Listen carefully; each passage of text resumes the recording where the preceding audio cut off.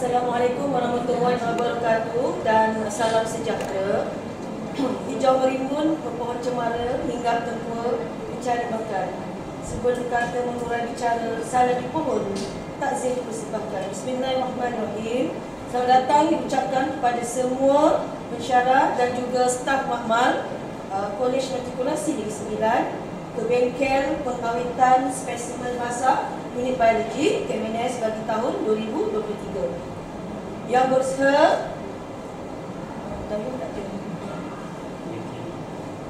berusaha Puan Nurul Fitria, Timbalan Ketua Unit. Yang berusaha Puan Azlina Ismail, Timbalan Ketua Unit. Yang berusaha Encik Zulkifli Syarudin, Penjelaras Program.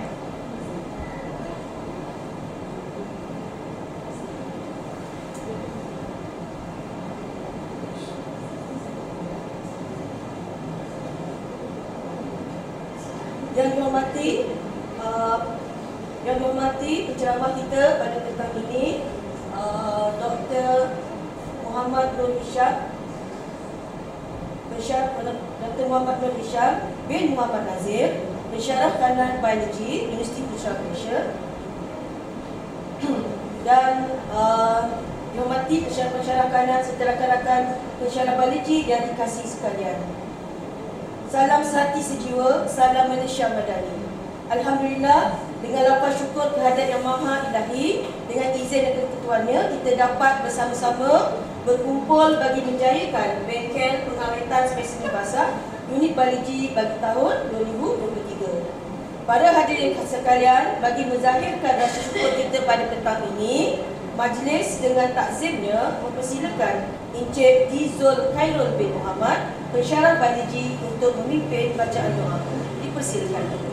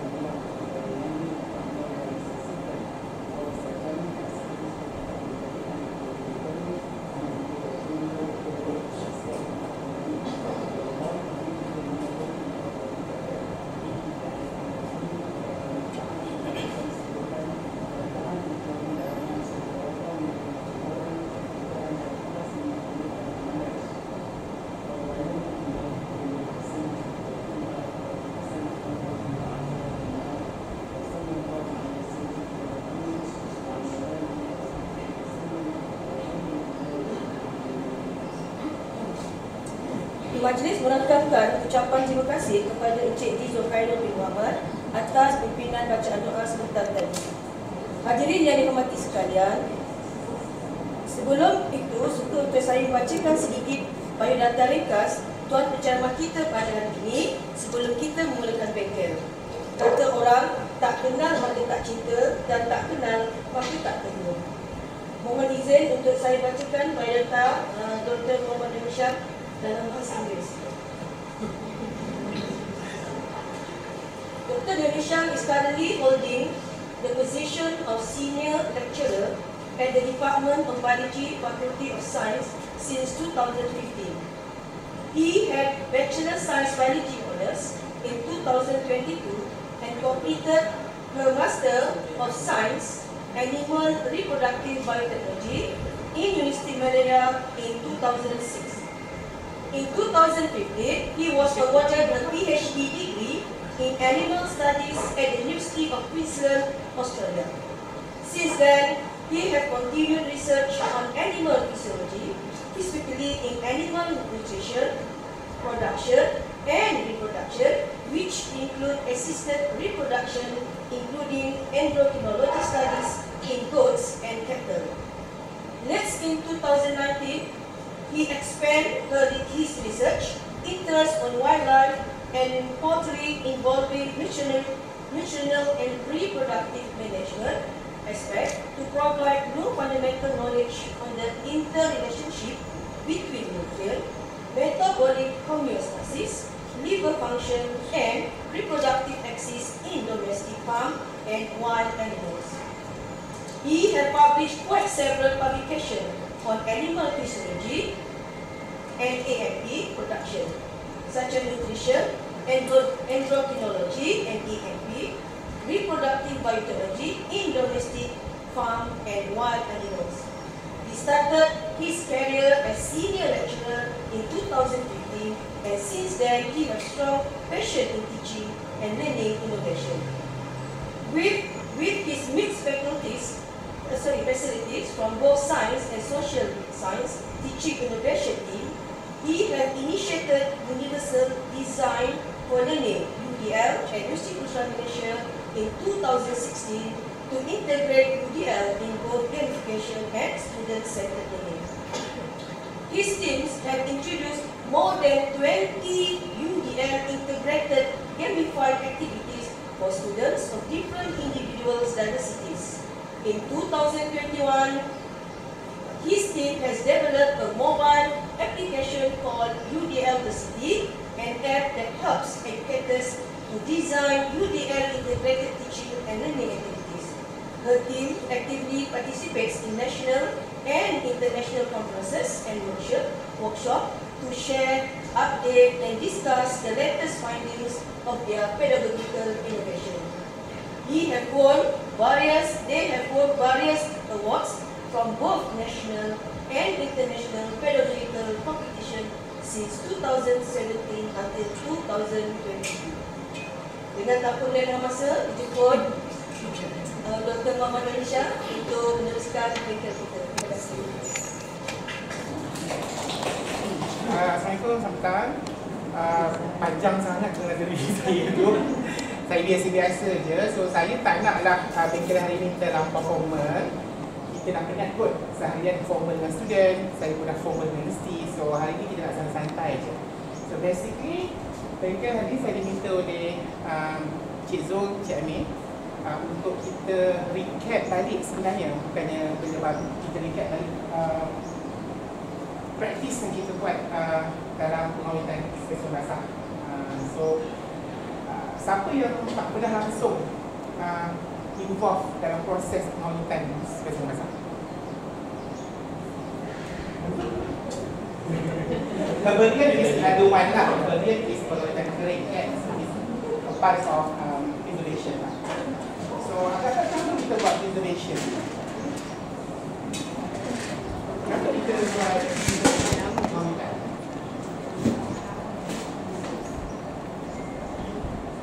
Dia boleh jadi student tak sekarang?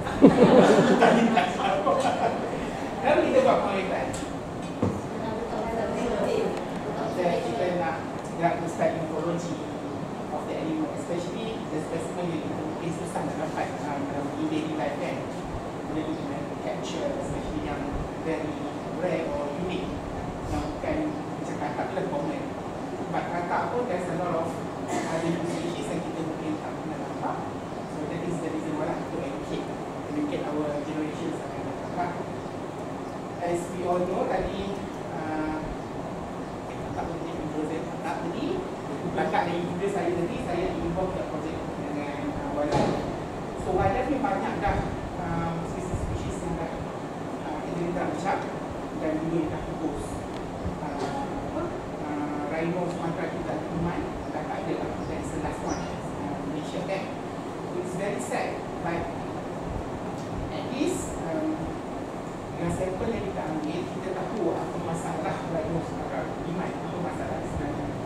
She has a lot of multiple sepsis, kerosakan organ dalaman, including cancer, tumor di bahagian reproductive system dia.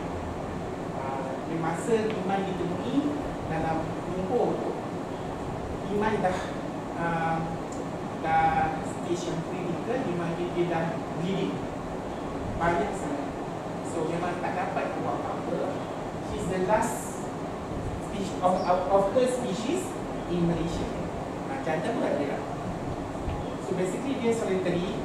Bila mating system, mating breeding season datang, baru dia bertemu.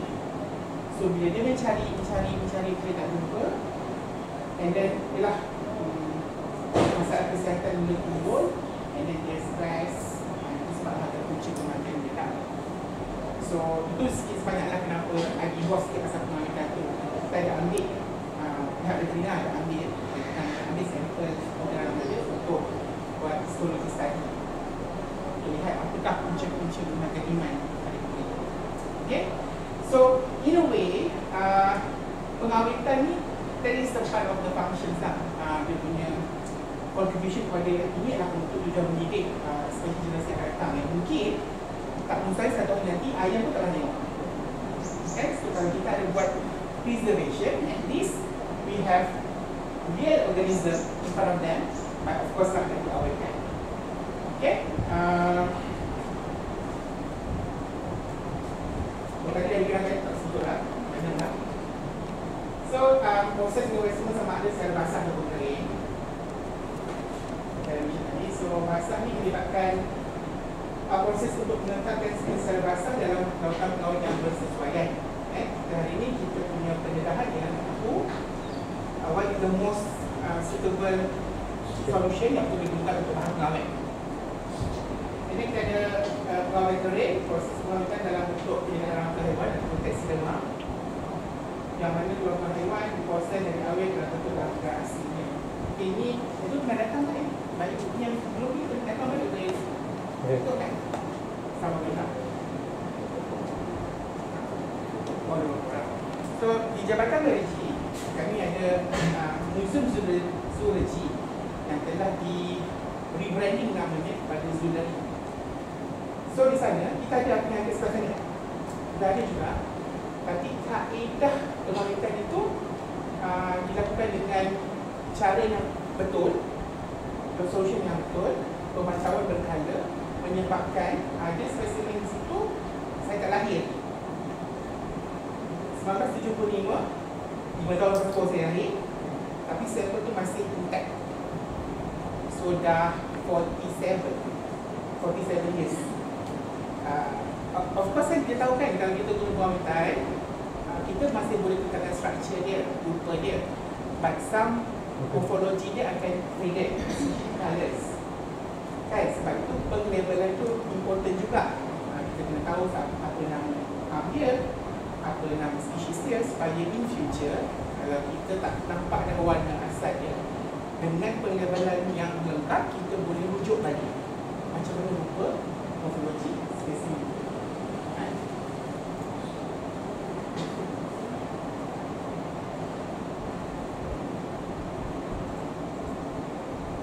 So hari ni kita fokus pada pengawetan basah. So ada, so far from my readings and from our experience, ada 4 jenis pengawetan basah yang perlu dibuatkan. Satu ialah menggunakan formalin, pengawetan sistem dalam formalin. Sering digunakan sebagai bahan pengawet, biasanya didapat dalam bentuk 40% formaldehyde. 40%. Kos lebih murah dan sesuai untuk spesimen yang lebih besar. Alright. And then ada juga yang dalam alkohol, membeli 70% ethanol. Okay. Ataupun 95% ethanol. Dia sama juga, ada digunakan sama naik lah dengan formalin. The only issue is that ethanol lebih mahal daripada formalin. Okay, sebab tu kalau you tengok situ saya kata sesuai untuk spesimen yang lebih kecil, sebab kita tak perlukan kuantiti yang banyak, sebab mahal. Tapi I was so surprised, Cizu kata, you banyak sangat ada ethanol. Okay, nice sekali So okey lah, at least kita boleh tahu lah apa kelebihan dan kekurangan kedua-dua solution.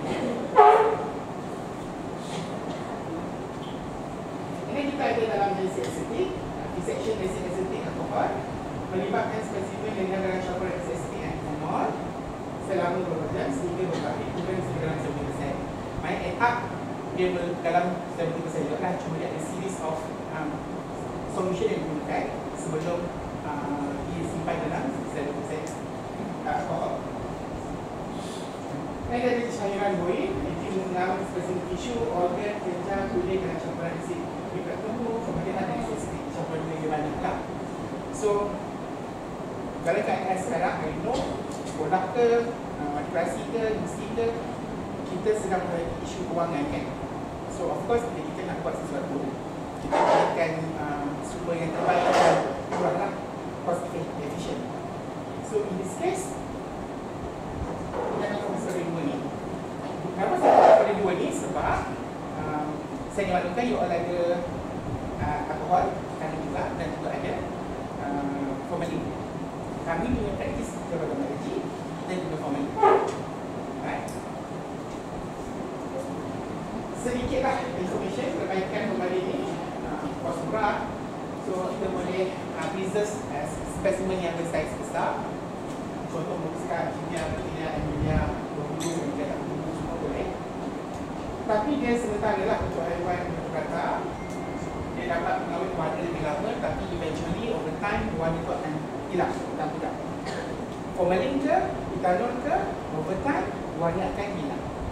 Dan some of the specimen might harden, mengeras, dan juga ada yang mungkin kalau alkohol terlampau tinggi, sel-sel akan mengecur. Sel-sel akan mengecur. So, rupa morfologi spesimen yang kita tulis itu mungkin tak nampak dan menyukarkan proses identification lah. Kalau contohnya kita menggunakan dalam kelas untuk penggelasan ke taksonomi ke, sudah jadi susah sebab ciri-ciri morfologi paling utama dah tak nampak. Right? Kekurangan, of course, any chemical toxic, beracun, ada potensi karsinogen, maksudnya boleh menyebabkan kita berat daripada kanser.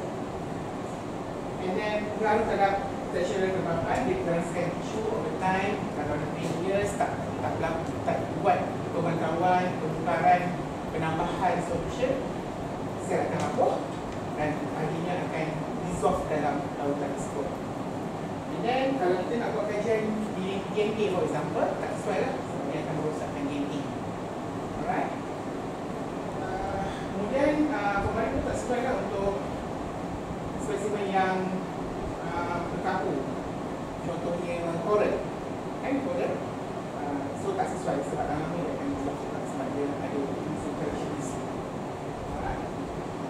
Alkohol, dia bukanlah sebenarnya kita panggil 100% tahap awet, dia mau kepada membasmi umat. Okay, dia membasmi umat. So dia boleh lah kalau kita nak gunakan tu, dia ada dalam part of yang kita gunakan untuk proses buat histologi slide. Okay, dia ada series of itu. Dan kebiasaannya, most common one kita pakai 70%. Tapi ada juga 30%. Sebab apa? Bila saya cakap tadi awal-awal tadi, kalau kepekatan alkohol itu tinggi, sebab dia akan mempengaruhi merosakkan sampel dengan dia buat dehydration. Sampel akan dehydrate, so dia akan merapuh dan merosakkan spesimen juga. Alright.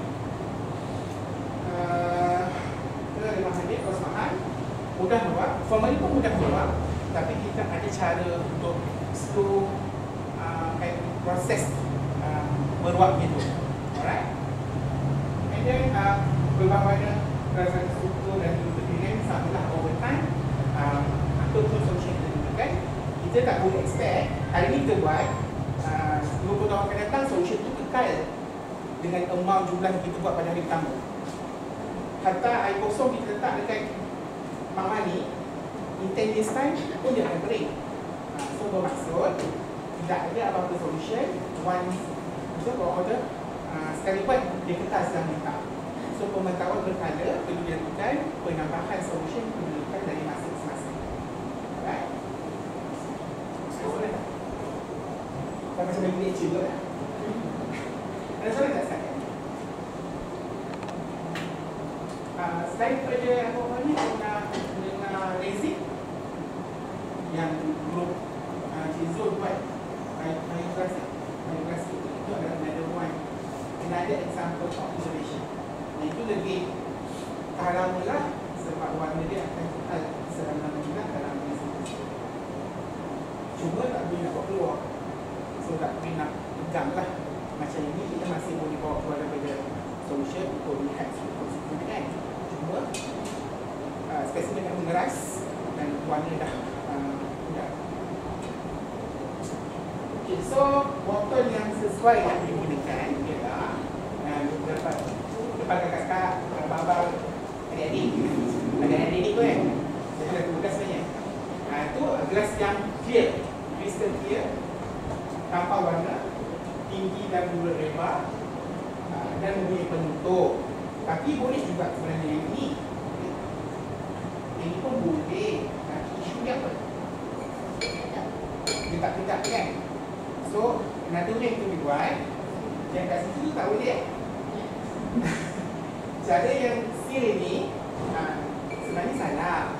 Sebab kalau you ada 1000 botol yang you all seal dengan masking tape macam tu, over time you nak buka balik, coba lagi, buang masa lah kan. Dan kita tak perlu pun sebenarnya kat Jatan Melayu yang saya kata sampel 1975 tu, botol ni all you can do is kita taruh grease. Nak memperlahankan proses buangan. Boleh buat. Satu lagi ialah botol Nescafe. Yang seal tu kan, botol Nescafe tu pun boleh. Itu disebut ni. Pun boleh lah. Dia ada bukan, tapi dia still kena pastikan pemotong bekal tu lah kena top up. Alright. So, maklumat pelan-pelan ni sangat penting. Sebab nanti bila kita bukan selama-lamanya, kita pun ada immunity yang boleh hidup lama kan? So, nanti ada orang yang akan take over kerja kita. So, kalau kita tak ada pengebelan yang complete, so orang seterusnya tak tahu nak buat apa kan? Tapi nanti saya share sekali. So, kita ada nama saintifik, kita ranji, tak boleh lari nama saintifik, nama formalnya apa, tarikh sampel itu didapati, dipelajari, habitatnya, lokasi spesimen, nama pengumpul dan pemecah. Mungkin ada orang yang mengumpul, tapi ada orang lain yang mengucapkan spesies ni apa. So, kita letakkan nama dua. And then, this is the most important part lah.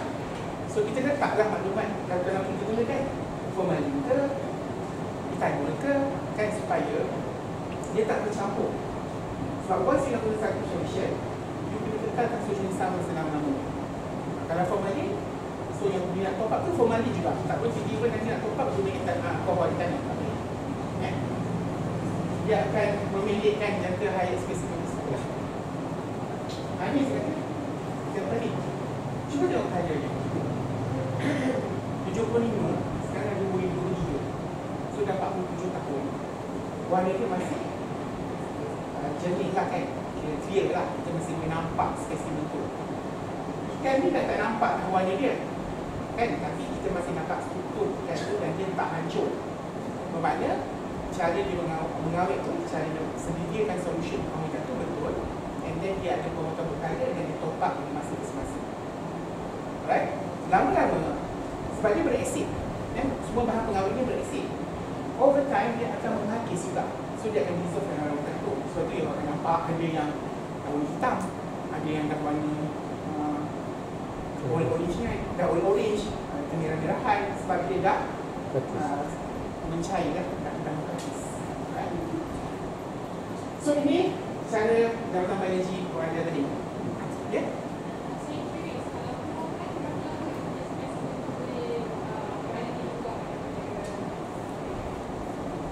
Berapa lama?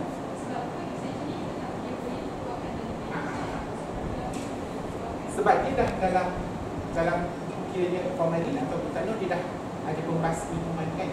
So once dia dah ada, at least dalam most pun kita buat kembali 3 jam kan. So dalam 2-3 jam tu masih okey. Then still kena rinse balik, cuci balik dengan air sungai, and then baru masuk balik ke malam dia. Dan perlu top up. The best is the level tu kena dia tenggelam. spesimen tu kena tenggelam. Apa jadi kalau sekiranya spesimen tu terapung? Apa sebab? Tak dilindungi ya. Tak dilindungi, kawasan yang open tu jadi cepat musnah. Yang tak tenggelam tu akan cepat musnah. Tak, kenapa dia tak tenggelam? Kenapa dia terapung?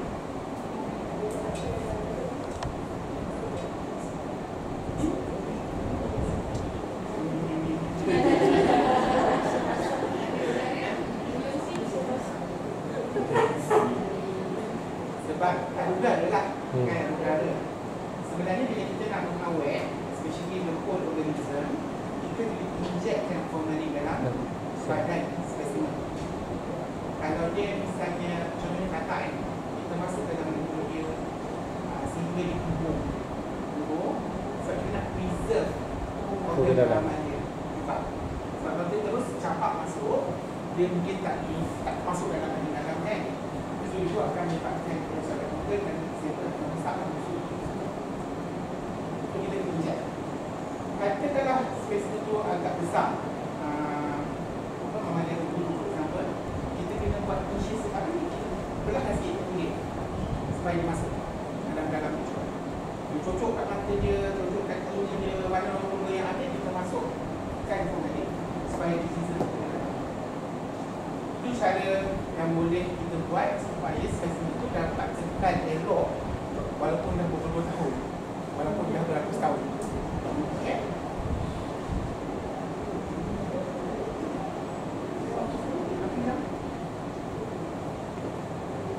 Oh, ni power. Cabinet.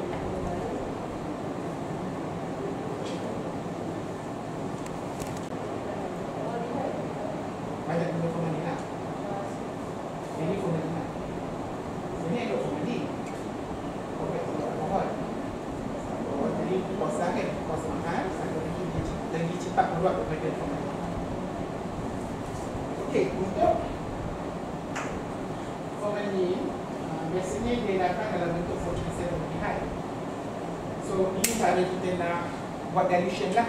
Okey, kalau 1% ini kita angkatkan untuk 100 ml. So 1 ml formalin campur dengan 99 ml isolin, so jadilah 1% formalin. So untuk formalin dia simple calculation. Alright. Kalau untuk 5%, so 5 ml formalin campur 95 ml isolin, dan dapatlah 5% formalin. Dan ini yang biasa digunakan 10% formalin, which is 10 ml formalin campur 10, kita dapatkan 10%. So kalau you guna 1 liter, maknanya 100 ml formalin plus 900 ml isolin lah. Okay. Ini yang biasa kita gunakan.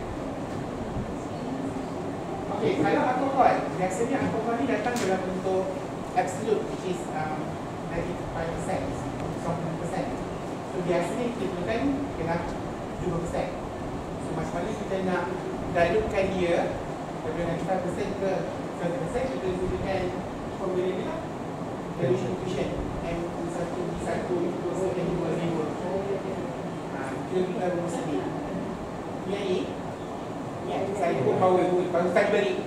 So dah lama tak buat. Tapi basically follow formula ni, kita dapatlah nilai ini.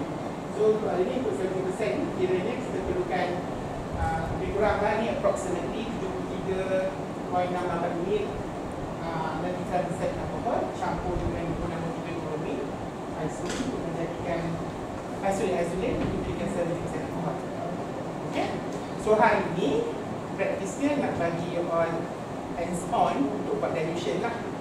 And formalin kita buat 10%, yang untuk alkohol kita buat 70%.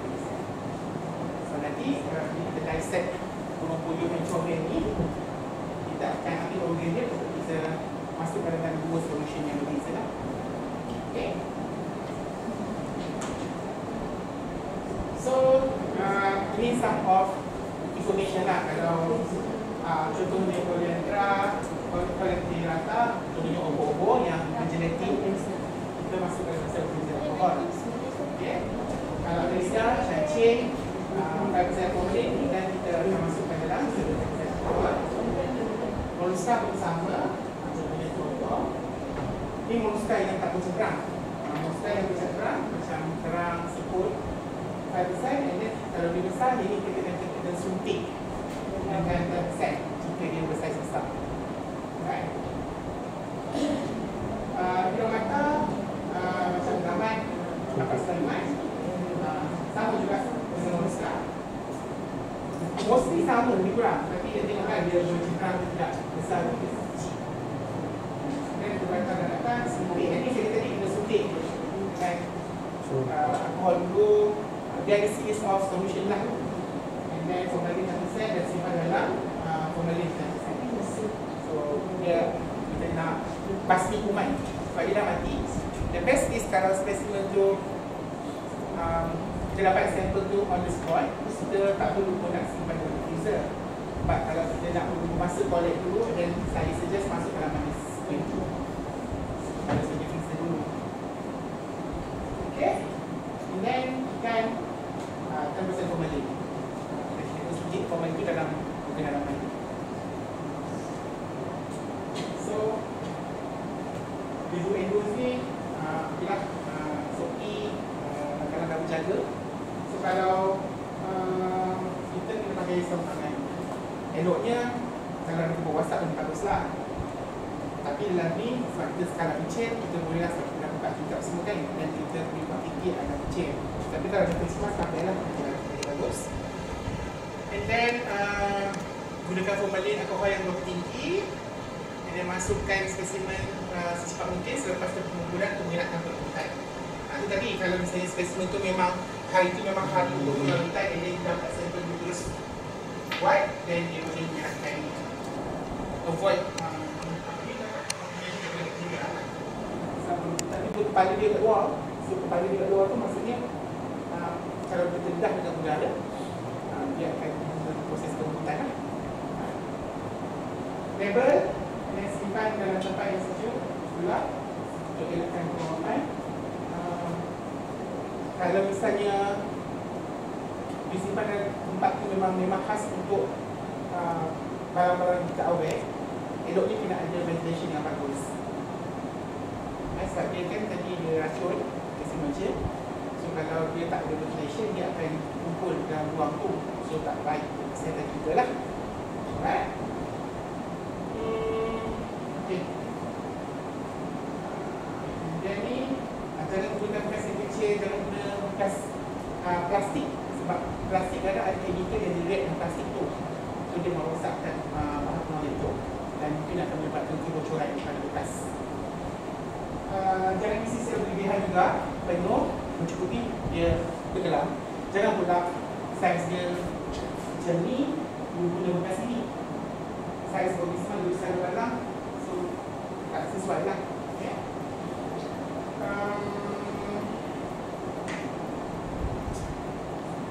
Buang waste product, jangan sesuka hati dalam segi, kita ada simpan dalam bekas yang sesuai untuk proses pembuatan.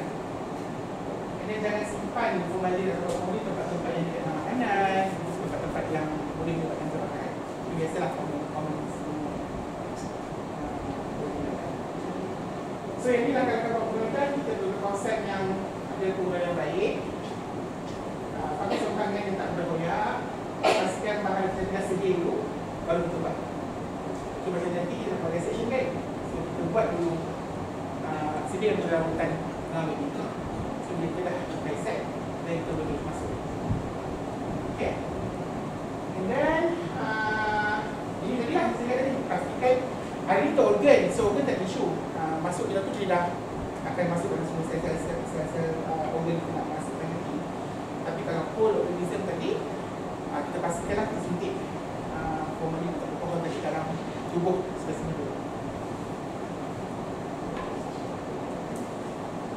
Yang ini tadi saya kata, kalau yang besar dan berbulu, buat gigisan pada kulit organism tersebut supaya bahan sensitif tadi itu masuk terus ke dalam dalaman dia. Letakkan spesimen bukan yang kita nak rapatkan. Kalau contohnya katak kita nak dia tegak macam ni, so masa kita masuk tu dia dah bukan begitu. So once you masuk ke dalam formalin alkohol, dia dah mengeras. So dia tak boleh nak ubah dah. Kalau nak sukakan dia bentuk duduk tu dah tak boleh. So masa sebelum masuk dalam balak, sebelum kita masuk masuk amik, pastikan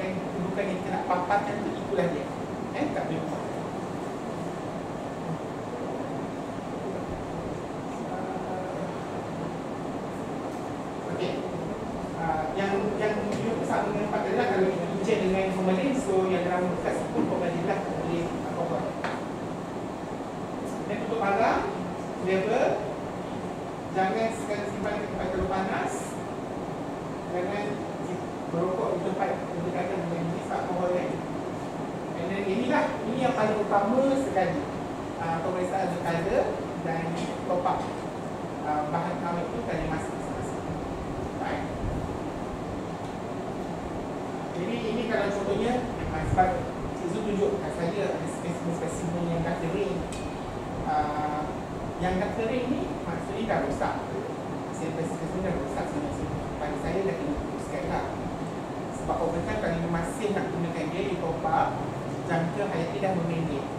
So mungkin dalam 4 tahun spesimen tu dah hancur dalam barang lama. So rugilah kan. Lebih baik kita ganti dengan baru. Tapi bekas-bekas kita dicuci dengan bersih lah. Suling, basuh dengan sabun dengan suling, keringkan sebenarnya baru kita masuk baru guna balik. Dan kita gantikan yang baru, jangan guna yang ada tu, yang lama tu memang kena buang. Kita label yang tutup dalam. Ini contoh saya jumpa dekat internet. Tiga-tiga tu dah ada yang dah yang tu 40 tahun. Kalau tengok warna dia tu semua masih clear kan. Dan kalau tengok yang katak tu dia muncung itu mungkin over time dia akan rosak juga lah sebab dia tak tenggelam dengan sensitif tu. Cuma yang ini ada saya kalau yang macam ni you buat bedah bahagian bawah itu untuk dedahkan organ dalaman dia. Dan tak perlu dah inject tadi sebab dia dah masuk terus. Jadi nak tunjuk organ dalaman dia lah. Yang ni nak tunjuk warna dia dah semakin gelap kan. So lama-lama nanti dia boleh hancur. Sebab ni dah lama dah rosak.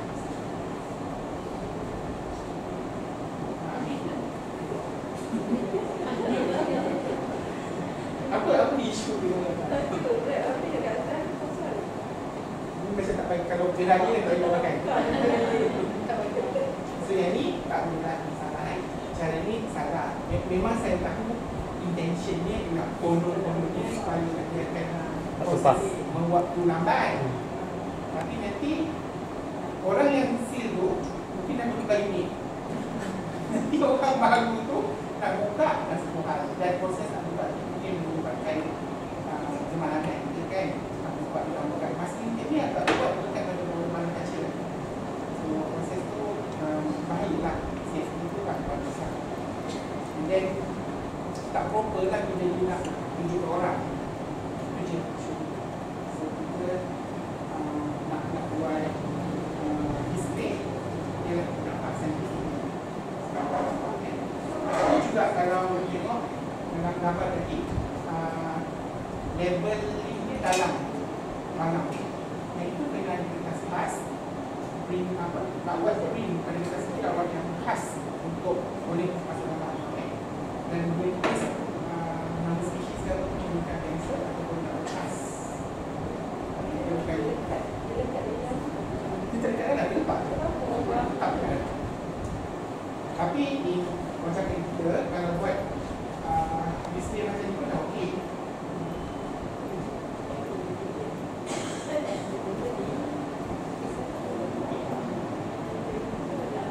Ni ada kat luar ni kan, tu dah okey. So kita senanglah nak kalau nak bawa keluar spesimen untuk display tujuan pengajaran PET. Saya rasa tu aja. Singkat je lah. Sebab nanti kita nak hands-on yang lebih kan. Ada soalan tak? Tak terlampau kuliah kan? Okey.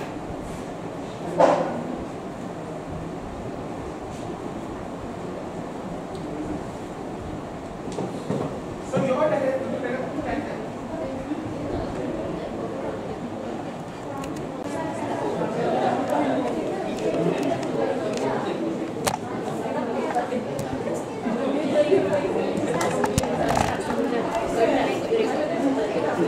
kat bawah ni kan.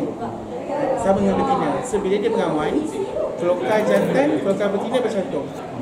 Tapi ada organ dalaman ayam jantan, dia ada satu bentuk struktur lidah, dipanggil papila. Papila ni yang menyalurkan sperma, air semen ayam jantan tu kepada kelokar ayam betina. Kalau macam ni kan anak kan, so dia punya organ pembekan mungkin tak nampak sangat. Sebab sepatutnya dia akan ada, kan kuning telur. Kuning telur ni dah ready tau kawan. Dia punya dia panggil ovum. So akan ada setiap kali dia punya cycle ada 5. So saiz yang paling besar tu yang akan masuk ke salur pembiakan dia, disalut dengan albumin, sel telur putih dia. Dan ke bawah sikit lagi dia akan membentuk cengkeram. Nak cari dewasa tak ada jual. Dia nak cari. Cikgu Amir kata nak ambil merpati. Tak dapat. Tak dapat langkah. Dia main dengan merpati. Memang plan nak tangkap. Saya kata betul ke nak tangkap merpati ni? Dulu banyak dapat. Yang kali So kalau dalam kuliah biologi, kita boleh potong lah sebab kita nak ambil organ kan. Ini sternum ni bahagian breast kan dada kan. tu sudah bersari. Tu saya tanya tak nak sembelih ke? Anak lah. Patutlah tak nak. Dan barulah saya tengok okey, patutlah tak nak. Kalau kat sana tu yang besar dia sembelih, ambil. Macam saya punya kursus elektif, saya akan bedah ayam kampung. Saya memang kampung kendurikan staff-staff saya bagi 20 ekor biasanya saya ambil. 10 jantan 10 betina. Kampung dia sama dengan Sama, cuma dia besar. Dia lagi besar. Sebab saya ada collaboration dengan Mati. tak sebab kalau kita nak simpan. Tapi kalau burung tak sesuai kering. Collaboration dengan Mati tu Saya ada projek dengan Mati. So kami ada kolaborasi. So kadang-kadang saya invite collaborator saya untuk teaching. So biasanya dia akan sponsor saya. dia kalau kita collaborate dengan Mati tu apa benefit Mati dapat? Research tu berjalan. Research. Saya student, saya ada student kan. So saya akan ada master student ke, final student ke, PhD student ke, buat projek bersama. So nanti kita buat publication. Itulah benefit dua pihak. Benefit kami level dia. Memang biasa taklah, biasanya kalau misalnya contohnya dalam rawatan kan, saya nak ayam, saya minta sikit.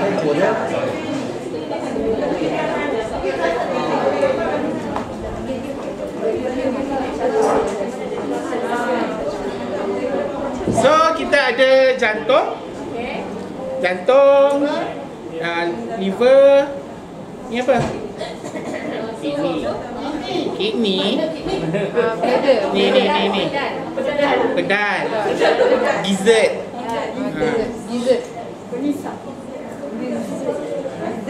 So kalau untuk tujuan awet ni bolehlah ambil ni, gizzard besar, liver, jantung.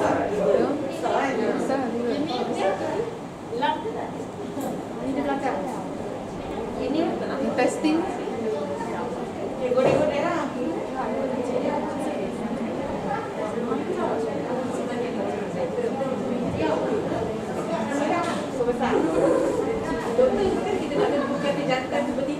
Yang nak cari tadi.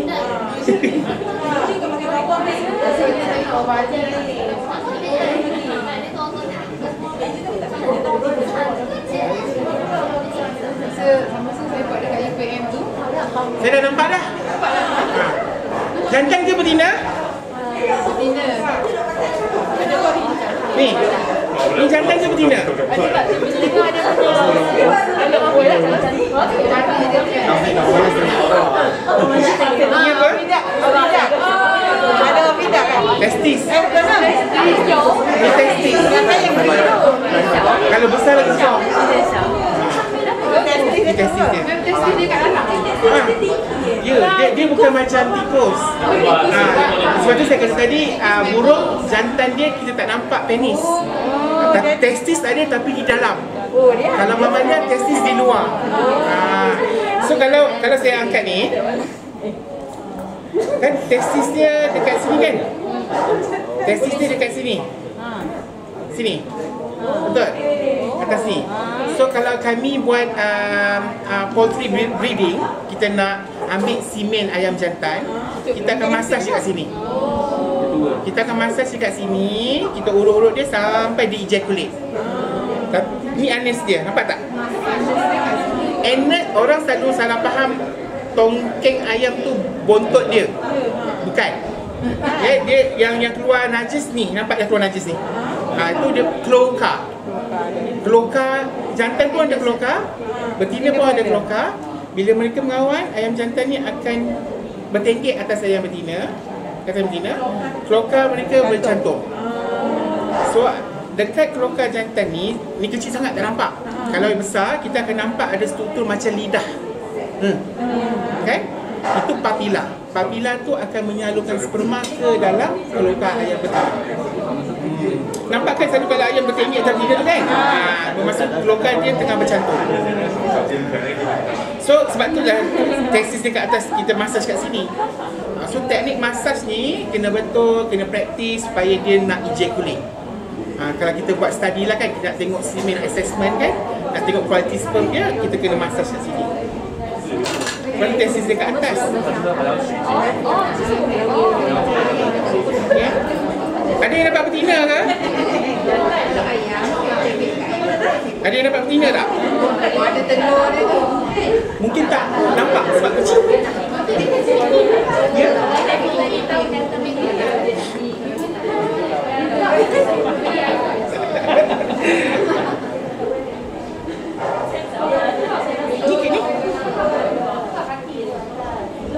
Kini dia tak bean shape. Abang-abang, kakak-kakak, adik-adik, anak-anak. Ada anak kan? Ini kidney Nampak tak ni? Ni kidney yang merah ni. Dekat dengan testis dia. Ni testis kan? Ni kidney.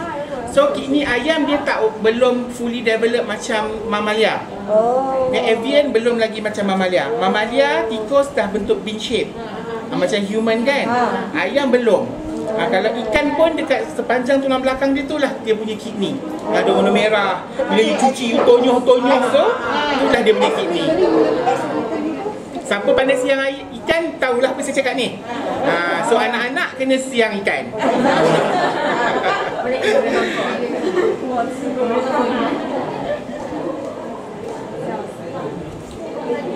Apa fungsi gizzard? Apa fungsi gizzard? Pedal. Gerai. Dia ada satu structure lagi dekat tengkorok dia. Itu apa? Dekat sini. Crop tu macam store lah. Simpan makanan sebelum dia digest. Kan dia makan digirin kan? Dia simpan sikit kat situ. Itu bukan termolok kan? Bukan. Crop. Dia hanya yang special. Saya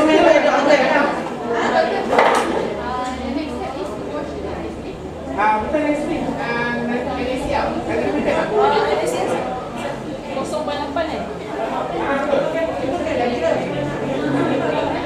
Ada tak ni? Sini nak kita kan?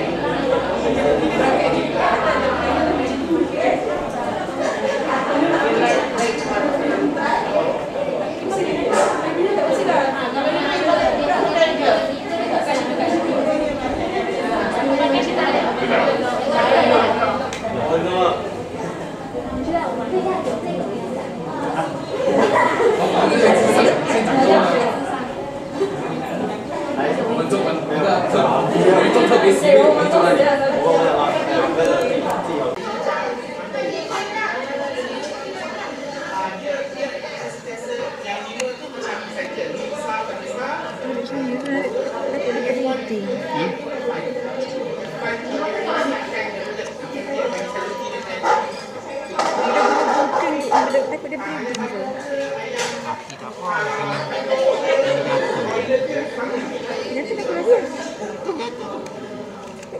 Dia punya selaput tu kan? Slowly. Jangan bagi berdarah. Dalam tu je lah.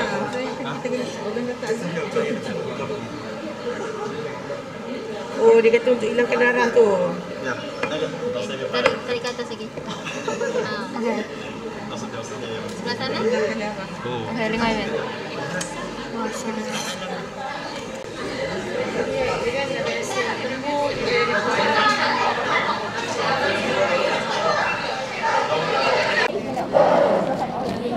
Sekejap ya, bagi saya keluar yang ni dulu. Okey, berjaya. Kau patut pegang buat muka jahat. Sebab nak elakkan, sebab tadi kan kita dah keluar dah darah kita. Gampang. Nampak 426 kat sini. Nampak betul. Sekejap.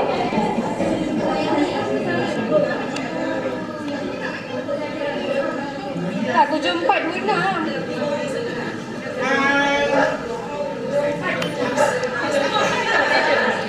Ada dua ni. Dia ada dua. Satu-satu.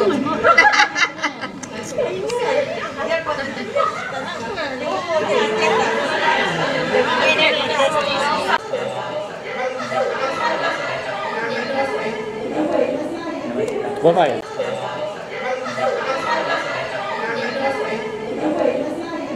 Wifi. Dia nak wifi.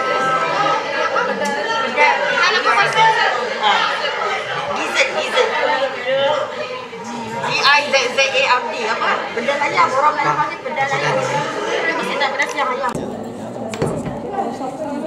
Buat dalam mixer tu. Jangan. Taiwan.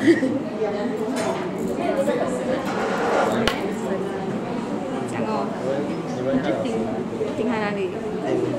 Ikan pakai. Makan ni. Tak lebar lagi. Paku kan. Sini ke?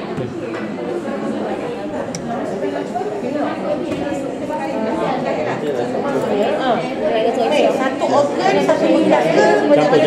Campur. Maksudnya kalau ambil banyak-banyak tu takut. Tak, dia nak cerai, dia nak dapat cerai. Ini ya, saya tahu.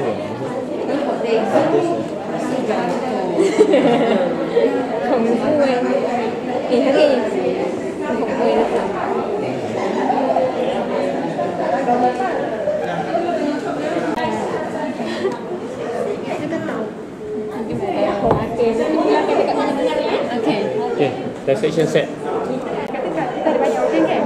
Kita pilih lah pada situ. Kita ada banyak orang kan?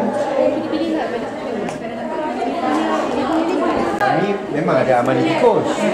Tapi masalah dia, kita nak tunggu kelulusan, nak kena booking dengan harga dia yang kejap naik kejap turun dan semua. So kalau dekat dengan tikus tu apa yang kita boleh ni? Tikus je lah. Sebenarnya yang available kita memang satu Malaysia pun memang guna tikus untuk tujuan PDP kan.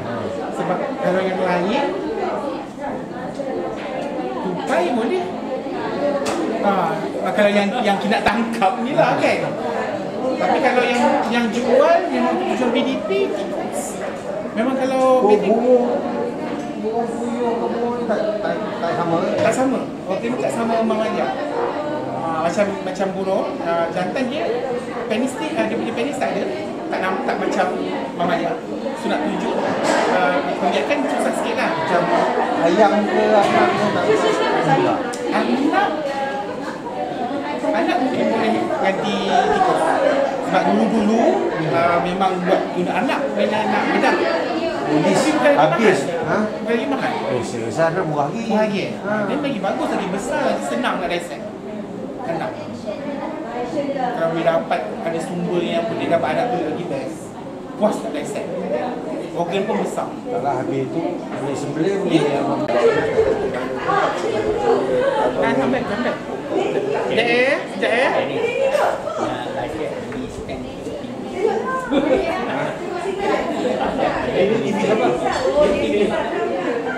Okey. Boleh tak saya nak tarik perhatian sekejap? Okey, tadi yang mana dapat tengok jantan, kalau ayam yang lebih besar, dia punya organ lebih jelas untuk dilihat. So tadi kalau jantan, dia berbeza dengan mama dia, penis dia tak kelihatan untuk jantan. Yang ketara ialah testis, yang di bahagian dalam bawah organ yang lain tadi. Kan, yang grup yang depan belah kiri, belah kanan, yang belah kanan dapat yang jantan. So testis ni besar sikit, dapat mulia tu kan. Tapi sebabkan anak burung puyuh ni masih kecil, jadi organ dia belum well developed. So yang betina kita tak dapat lihat organ pembiakan dia. So saya nak tunjuk, sebab saya excited bila ada anak-anak masuk ni, saya jadi excited nak tunjuk. So yang ni, yang saya kelokar tadi, yang bercantum tadi lah van. Nampak tak ujung ni? Dia sebenarnya macam bentuk lidah. So yang bentuk lidah tu, papila tu yang saya kata menyalurkan sperma tadi. So dia ada vas deferens lah untuk menyalurkan sperma daripada testis. Okay, ni yang jantan, dia very straightforward. Cuma beza dia, dia tak ada penis. Dia dalam bentuk papila tadi. Alright. Yang ni yang saya kata gugusan anggur tadi tu. Yang jadi akan jadi telur. So kalau ayam betina yang matang, kita akan nampak yolk ni. Ni kuning telur ni, yang kita buat telur cair baru masak tu, ini yang sedap ni. Yang inilah dia akan banyak ada gugusan ni. Daripada dia start matang, dia dah start fertile, dia dah akan ada development yang kita panggil stigma ni. Gugusan-gugusan kuning telur. So yang F1 ni, dia adalah oval pertama pada cycle itu yang akan masuk ke stage seterusnya untuk diselaputi dengan telur putih. Okay, and then dia terus ke bawah, salur bawah lagi, dia akan start membentuk pembentukan shell, cangkerang dia. Kemudian akan masuk kalsium untuk mengeraskan shell tadi. Itu yang kita dapat kat pasaran. Okay. So nanti bila F1 ni dah masuk ke salur pembiakan yang nak salut dengan sel putih, sel telur tadi, sel putih telur, yang F4 akan next stage. Dia pula yang akan membesar. Dan cycle ni berterusan sehinggalah dia ayam pencin. Dia dah tak nak bertelur dah. Dia akan bertelur. Dia tak ada jantan, dia akan bertelur.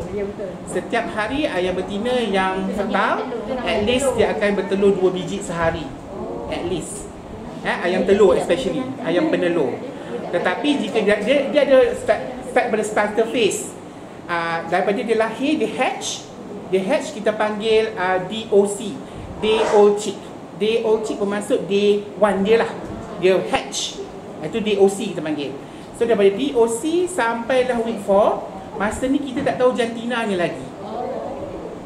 Sebab dia belum ada sexual dimorphism.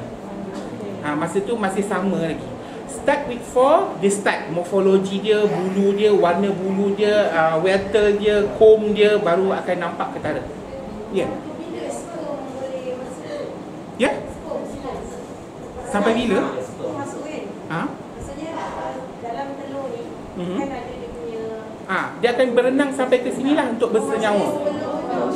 Dekat sebelum shell tu, sebelum ada sel putih telur, sel putih putih telur tu. Kat situ. Bukan, selepas dia masuk salur yang nak ada putih telur.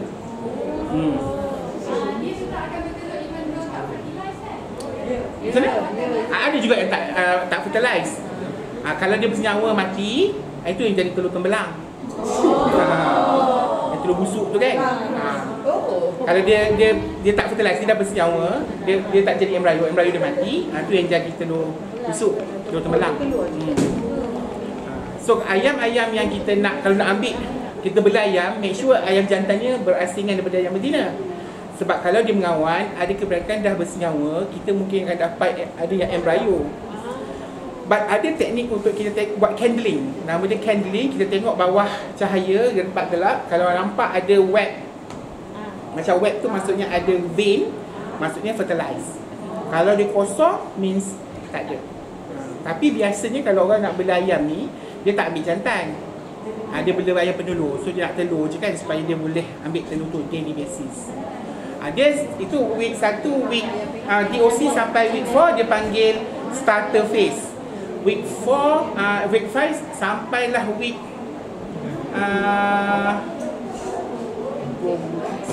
12 ialah grower phase. Lepas tu layer pun ada layer 1, layer 2, layer 3 sampai pencin.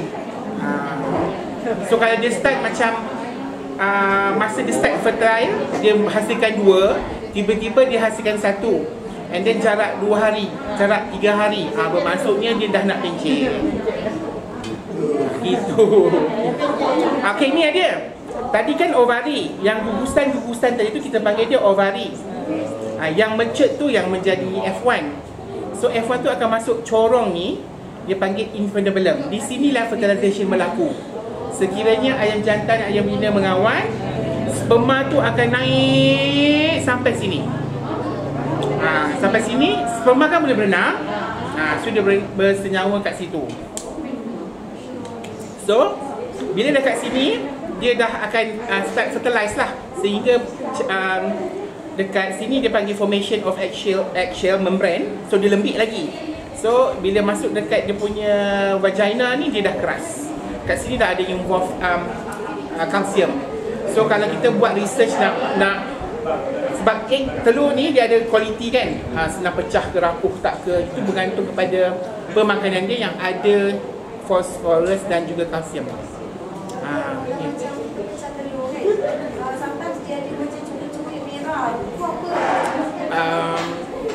Vein lah, vein. Tapi bukannya dia dah bersenyawa. Bukan. Jangan takut. Itu bukan balut, itu bukan balut. Balut tu kat Filipin tu kan. Itu ayam yang temelang tu lah. Dia makan.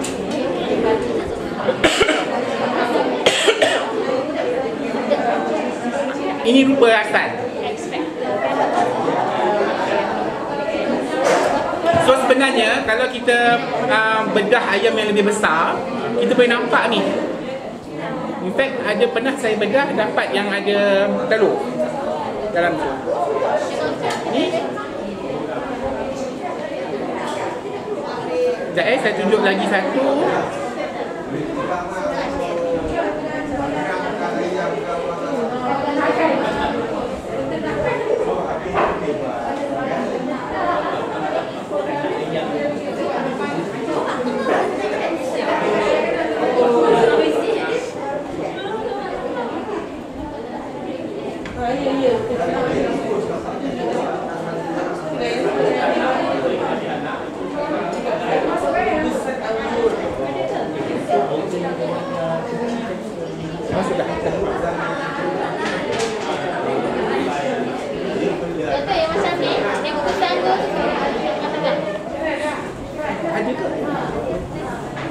Nanti organ yang dah cuci tu boleh masuk ke dalam botol tu ya.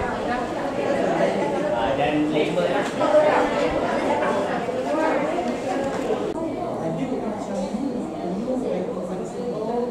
Ada banyak lah ni. Jantan.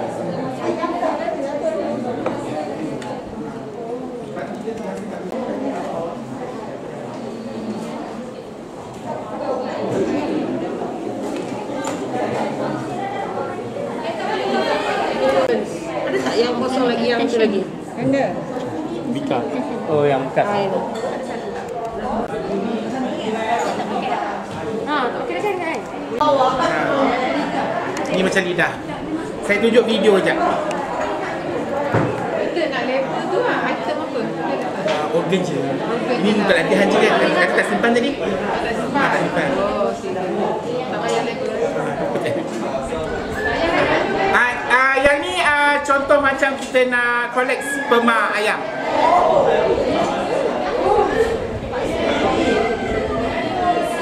So dia massage bahagian atas, sebab testis di bahagian atas dia. Massage. And then papila keluar dan tu sperma. Semen. Itu cara kita collect semen pada ayam. Ini student saya ni.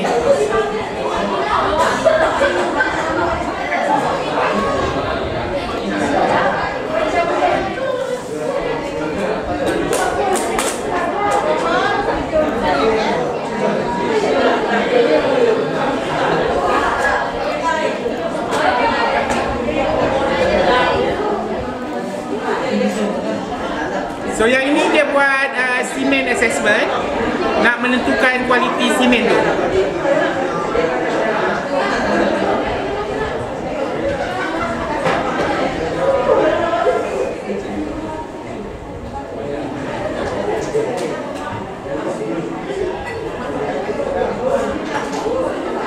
So yang bergerak ni semen lah.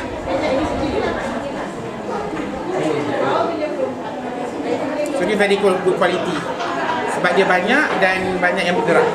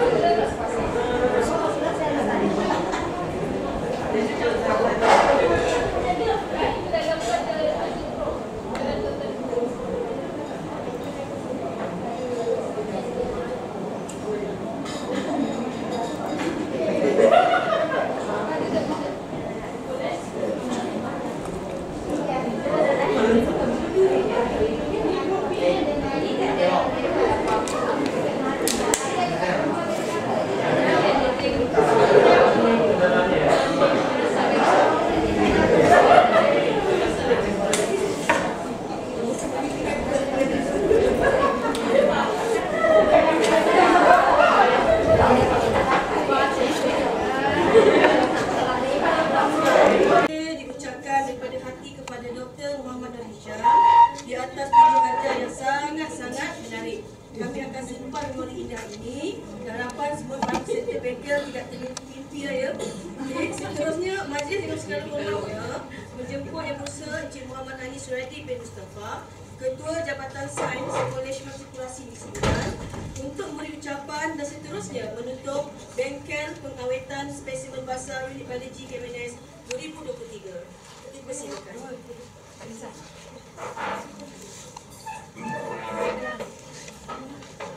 Bismillahirrahmanirrahim. Assalamualaikum warahmatullahi wabarakatuh. Dan petang yang saya hormati Dr. Muhammad Nur Hisham daripada UTM, Puan Yahya Zainal selaku Ketua Unit Bio, rakan-rakan pensyarah biologi dan rakan-rakan teman-teman sekalian. 2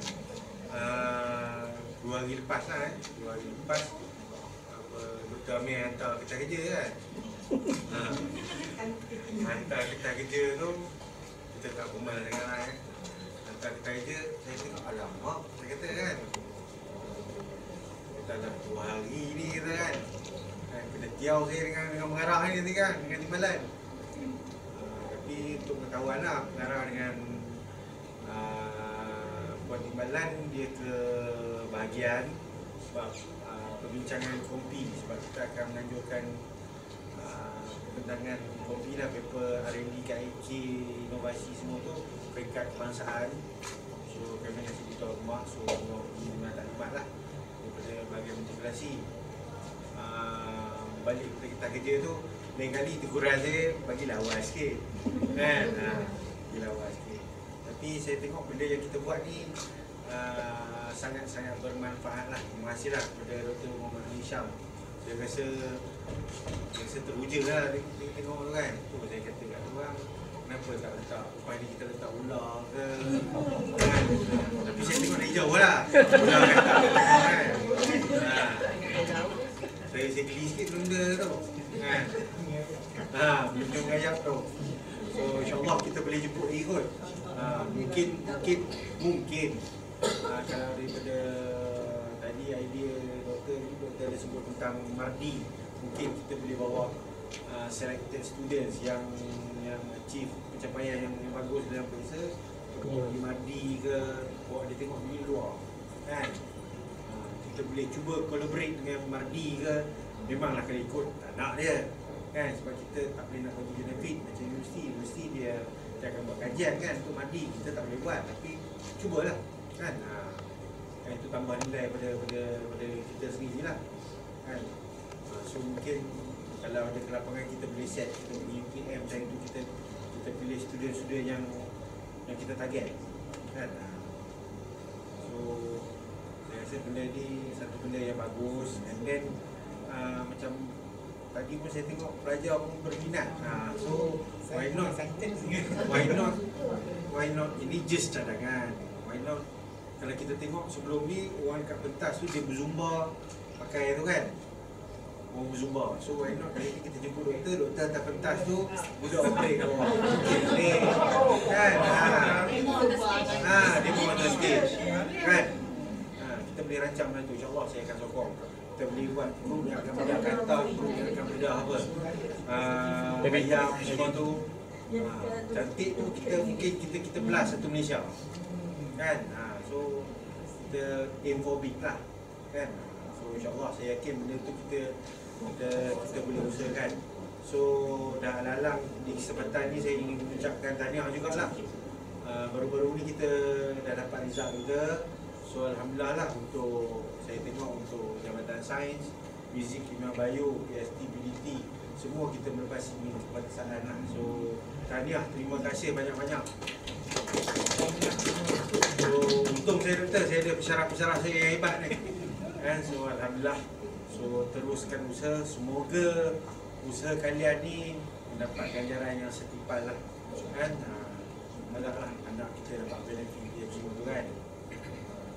So saya menyampaikan salam daripada Tuan Pengarah. Tuan Pengarah cuti semalam honeymoon, hari ni cuti.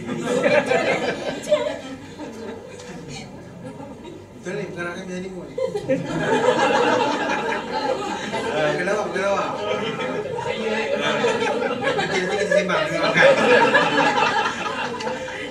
Okey, dengan lafaz Bismillahirrahmanirrahim saya merasmikan penutupan bengkel pengawetan spesimen pasar. Sekian, terima kasih.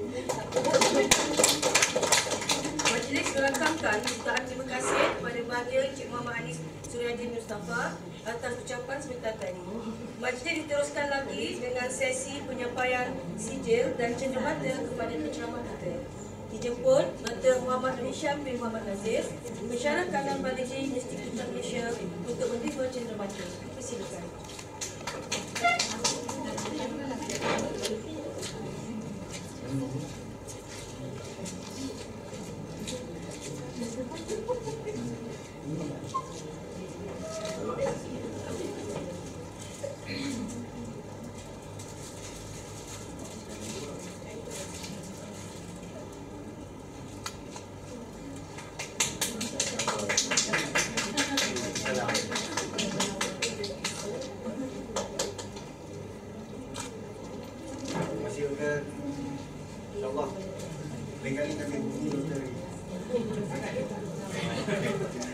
Majlis merakamkan ucapan terima kasih kepada Encik Muhammad Anis Suryadi atas persediaan menyampaikan sijil dan cenderamata.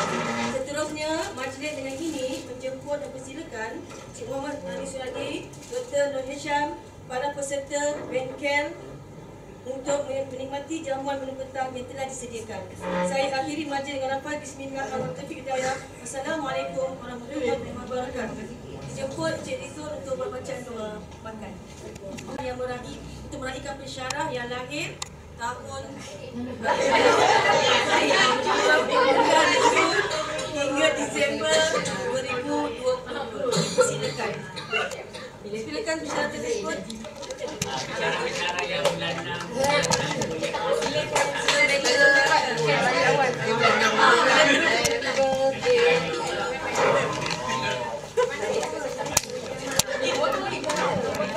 Tahun lepas.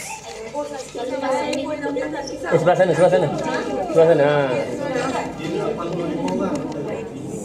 Mana ambil gambar kat sini ke? Pegang ni. Yang ni. Zul. Mana lagi Zul. Yang macam ni dua. Bukan kita makan, kita tolong ambil gambar je. Bukan kita je. Zul.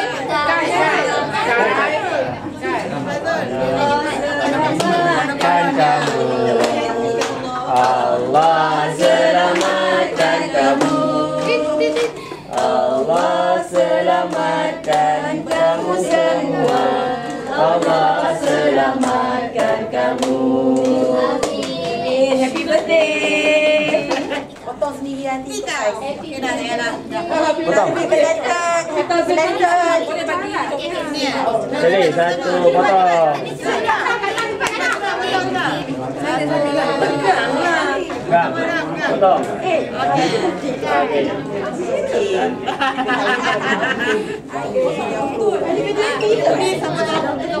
Okey, bacaan doa daripada Cik Tizul.